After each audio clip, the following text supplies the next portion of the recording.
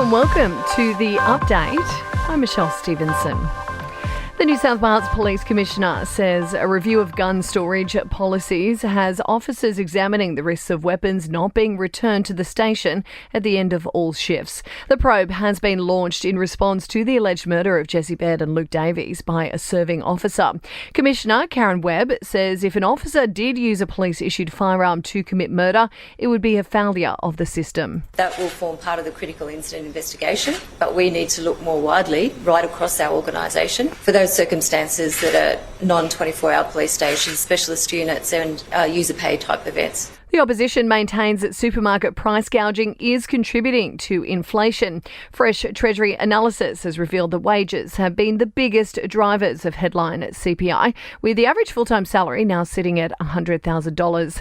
Nationals leader David Littleproud says exorbitant corporate profits are adding to cost of living woes. If you look at inflation figures and what's driving inflation also is food and energy, and food nearly has a 10%.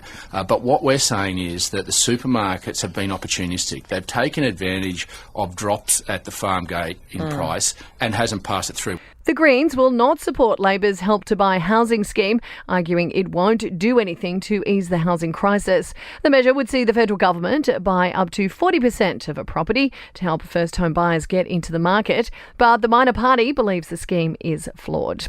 Nationals MP Barnaby Joyce will take leave after mixing alcohol with prescription medication. Footage emerged of him lying on a Canberra street a few weeks ago, and he says he's embarrassed by the situation and is dealing with some personal family issues.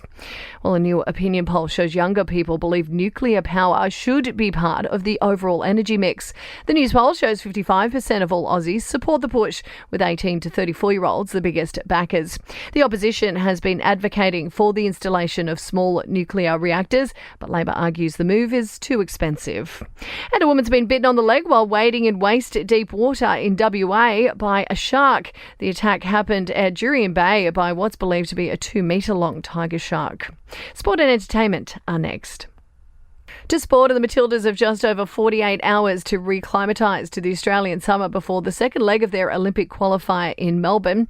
And Jordan Thompson is set to rise to a career-high ranking of 32 in the world after claiming his first ATP title. The 29-year-old Aussie upset world number 12, Casper Ruud, in straight sets to win the Los Cabos Open. In your entertainment news, and it seems there isn't a bigger Taylor Swift fan than her NFL boyfriend, Travis Kelce was spotted dancing to Love Story while partying in Vegas with a friend. Britney Spears is throwing her support behind Janet Jackson. The sweet message, which was quickly deleted, seemed to reference the controversy around Jackson's Super Bowl performance with Justin Timberlake.